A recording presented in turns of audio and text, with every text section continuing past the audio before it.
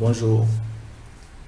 Le principe que nous allons énoncer aujourd'hui est un principe qui est plutôt basé sur l'observation et qui révèle donc que tout dans la vie, toute existence dans la vie, voire toute chose au sein de cet univers s'exprime en cycles dont les périodicités ont fini par être connues.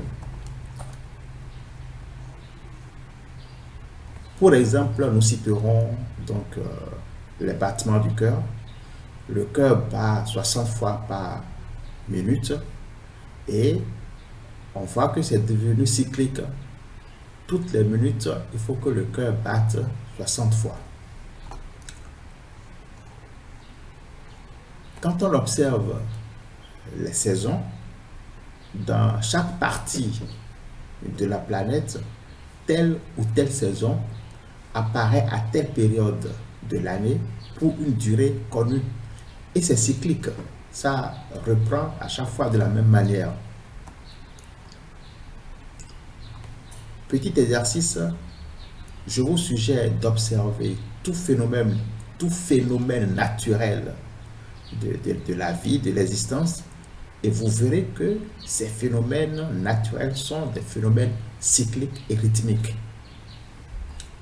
C'est ainsi que tout être humain vit une existence qui se subdivise en périodes identiques.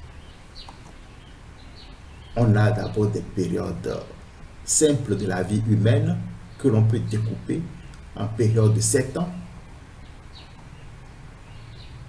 C'est ainsi que lorsqu'on observe notre existence, nous verrons que tous les 7 ans, notre croissance et notre développement changent de façon substantielle. C'est des transformations très intéressantes à savoir qui s'opèrent en chacun de nous tous les 7 ans. Mais ce n'est pas de ça qu'il s'agit aujourd'hui. Ce qui est plutôt très intéressant à savoir, c'est le cycle qui régit nos affaires personnelles terrestres sur la Terre.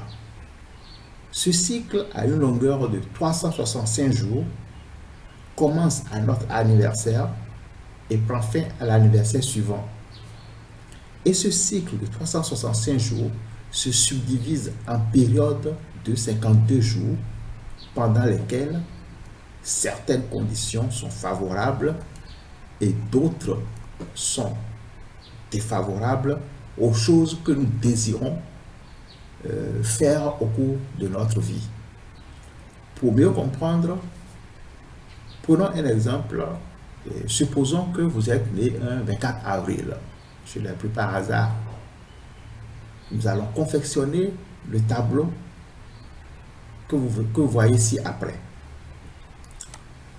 Alors, on a cette période de 52 jours chacune. La période 1 est une période pendant laquelle on peut solliciter l'appui de personnes influentes et puissantes avec succès, soit pour des faveurs, des avantages, des promotions au boulot, des placements, des concessions spéciales. La période 2 serait plutôt du genre à favoriser les projets formés par vous-même en ce qui concerne les courts voyages d'importance immédiate. C'est une période propice au changement. La période numéro 3 donne à l'individu une impulsion, une énergie incontrôlable à vouloir faire de grandes et importantes choses. Quand elle est bien conduite, cette période pourra être une des meilleures pour monter une affaire ou tout ce qui doit prendre un essor fulgurant le premier ou le deuxième mois. Une excellente période pour faire les œuvres artistiques et littéraires est la période 4. Il a été remarqué que l'esprit est fertile et réceptif, l'on est bien inspiré, et pendant cette période 4, les idées, les impulsions et les intuitions affluent avec une grande rapidité. C'est ainsi que les périodes suivantes, les 5, les 6 et les 7, ont leur spécificité pour faire telle ou telle chose. s'il y a des personnes qui sont intéressées par ces phénomènes, ils peuvent me contacter pour que je leur envoie les détails de ces périodes de leur existence. Voilà ce que je voulais dire aujourd'hui par rapport à cette petite vidéo des conditions existentielles. Je vous remercie d'avoir regardé la vidéo et à très bientôt. Merci beaucoup.